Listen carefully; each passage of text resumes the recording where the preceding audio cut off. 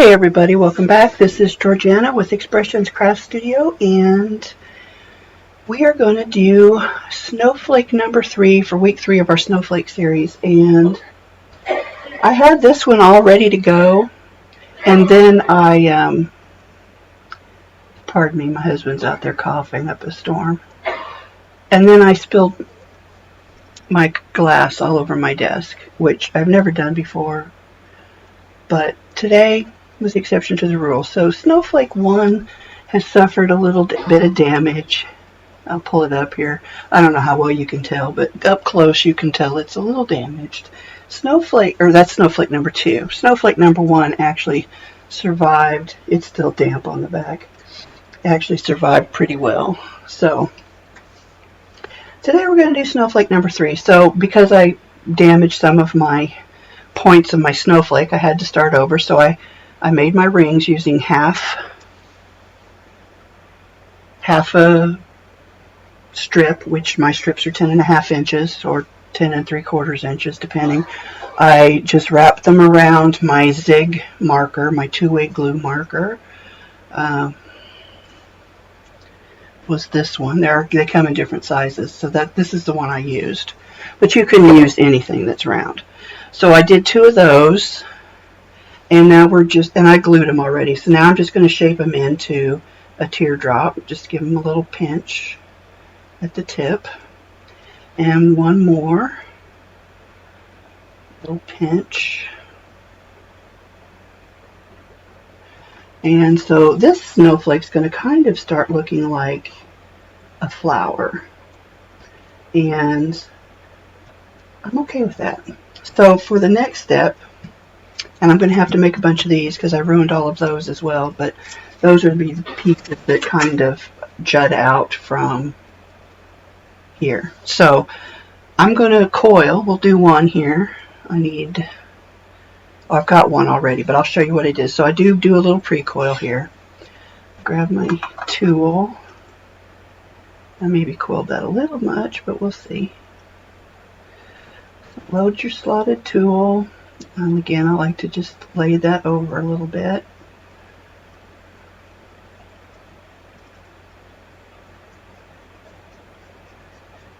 And just curl it till it's done. And I ended up using my homemade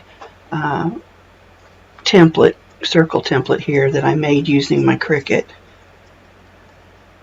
And I used the half-inch slot. And it wants to spring out of there. Come on.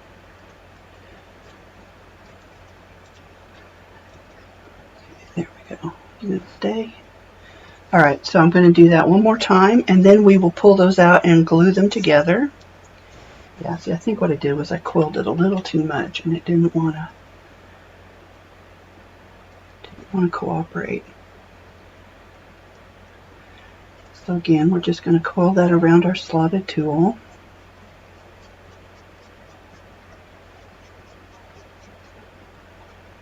And we're going to place it in the half-inch circle slot.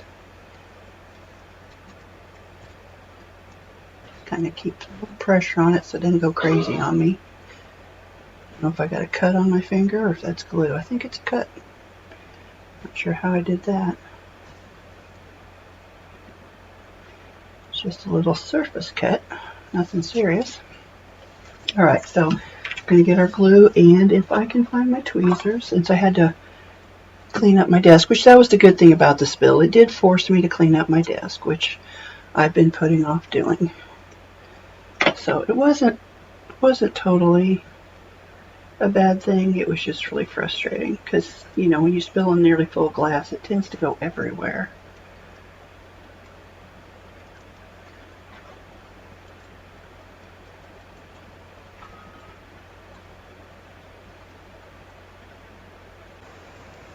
Hey everybody, I'm back. Sorry about that. My phone died, even though I thought it was plugged in. I had all my stuff plugged into the wrong power sources, and so nothing was working. Anyway, I'm back. I've got to, I kind of forgotten where I've left off since I had to end up cleaning up my entire desk after the spill and everything, and then I had company for a day or two, and Well, a day really. So I don't know where I left off, but I'm going to show you what you need to do. So first of all, I'm going to make a little loop. Let me see if I can zoom in. Okay. So I'm going to make a little loop here on this it's half a strip, a 10.5 inch strip, so it's 5 1/4. And I just did a nice pre-curl on it to get it to kind of fold back on itself a little bit. And then I just kind of eyeball it where I give myself enough of a gap or a hole there that will go around my pin on my quilling board. Actually, I think I'm getting ahead of myself. So I'm going to go ahead and do this since I've got, well, you know what? I don't have to. I'll just put it down. So if I didn't tell you already, I did roll a strip of 10.5. I used the whole strip and I put it in a 1/2 inch hole on my, oops, there we go. 1/2 inch hole on my handmade Cricut assisted or Cricut made quilling template board. So I'll go ahead and glue this one down.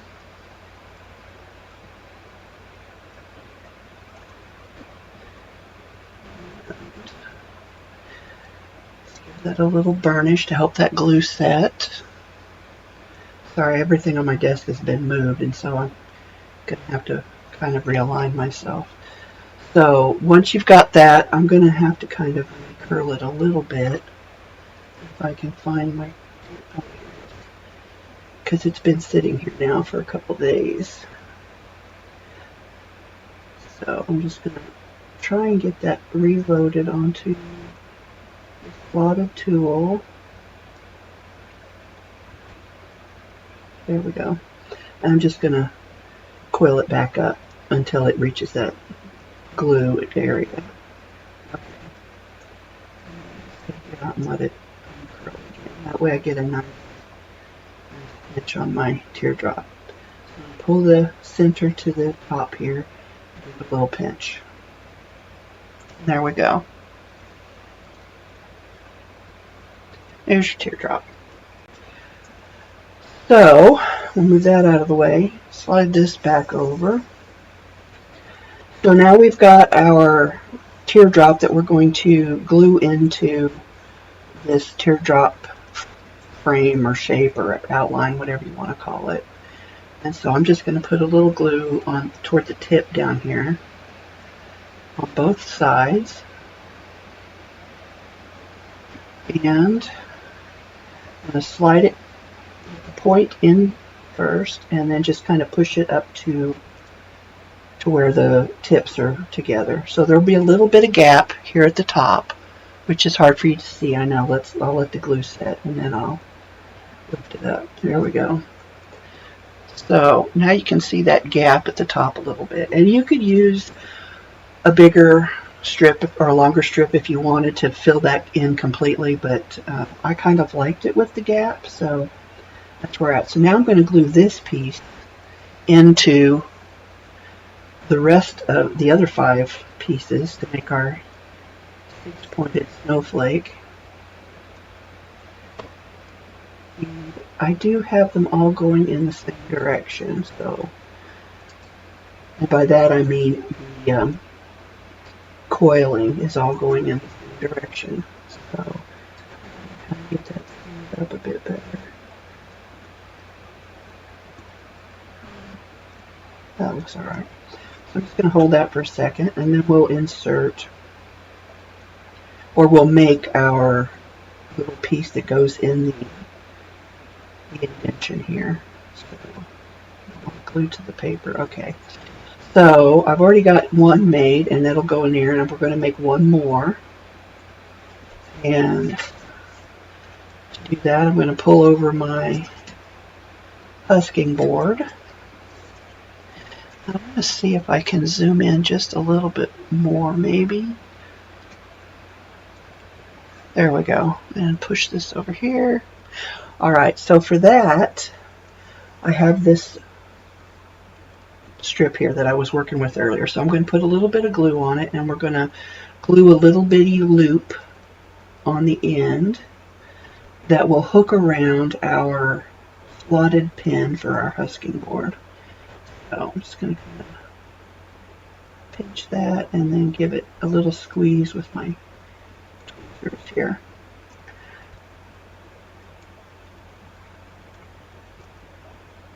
There we go. Alright, so then you're going to loop that around this slotted pin. Let's see if I can do there's your pin placement. We're going to start in the middle, and then, like usual, we're going to work back and forth. So you're going to go around that top pin and come back down to the bottom of your slotted pin. And as always, we're going to put a little bit of glue. And we're going to wrap around. I usually work from left to right, but not always. So depending on which way you work, you're going to just go back and forth, left, right, or right, left of the slotted pin. So you're going to come around down that second pin. I'm working off the right, and you're going to wrap back around the bottom, add a little glue, make sure they stay kind of lined up or flush, and then you're going to go around, up and around the second pin on the left, and back down, and add a little more glue, wrap it around, make sure it's flush, and then come up around that bottom pin, in my case on the right, add a little bit of glue, wrap it back around, still making sure it stays flush. And you're going to come up and around this last pin on the left. And we're going to add some glue. Give it a chance to set a little bit, and then we'll lift it off of there. So I'm just going to press that a little bit.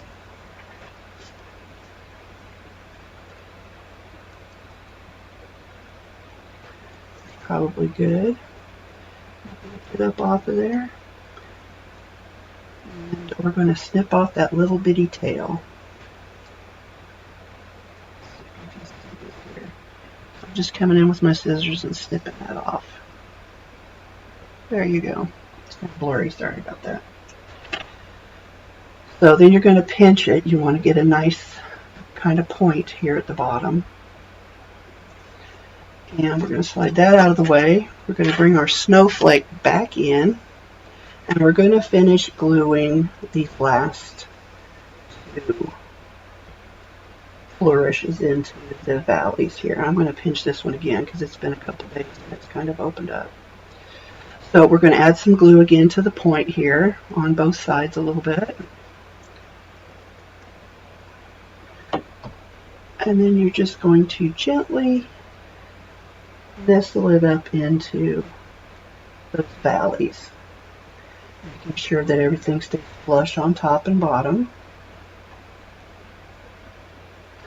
And you're going to do the same thing with the remaining one, the last one. Tripping over my words. I feel like I'm half asleep, but I don't know why I would be. I slept pretty good last night. Alright, so put this last one in here. I've been pinching my flourish a little bit. Hopefully I can open that back up. I didn't mean to do that. Push down. See if that helps. And back out. There, I think we can look at that. So there you go, snowflake number 3. I'm going to turn it over because the other side I think has a little bit of damage from the spill I took. So there's snowflake number 3. And it's pretty easy. We're just using kind of the same components in different patterns or different combinations. So again, pretty easy to do. Let's add a stone here. I've been working with these flat back pearls, so let me see if I can find a bluish one in the right size. This one might be a little small. Yeah. Blue. Oh, that one might work. Let's see here. Let me zoom back out. You can't see what I'm doing. Okay. I see a blue. Can't tell if it's big enough. It just keeps getting away from me. Here's one. Oh yeah, that'll work. So we'll put that in the center. Let me zoom back in. I'm sure I probably have some lighter ones in there, but finding the right color can be difficult. So we'll go with that. So we're going to add some glue to the back. If I can pick that up.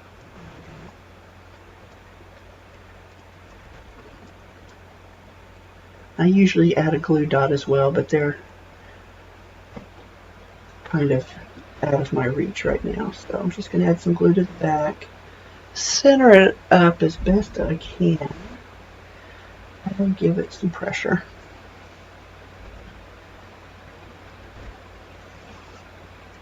So far, the first one is still my favorite, but it received a little bit of damage in the flood, so I might have to remake that one. It's looking a little worse for wear in a couple places. Right there. Yeah.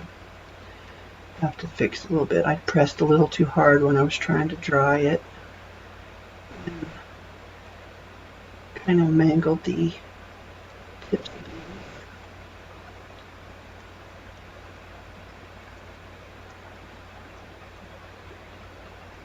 I wanted to make more anyway, since I only have one of each so far, so anyway, there you go.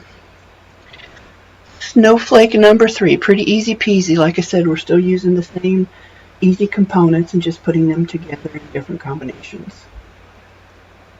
So, week number 3 is done and dusted, and we're on to week number 4. What can we do for week number 4? Well, it's a mystery for me and you, but we'll figure it out. So thanks for joining me, everybody. Thanks again to all of my subscribers, new and old. I love you all. I appreciate you. And until next time, happy crafting.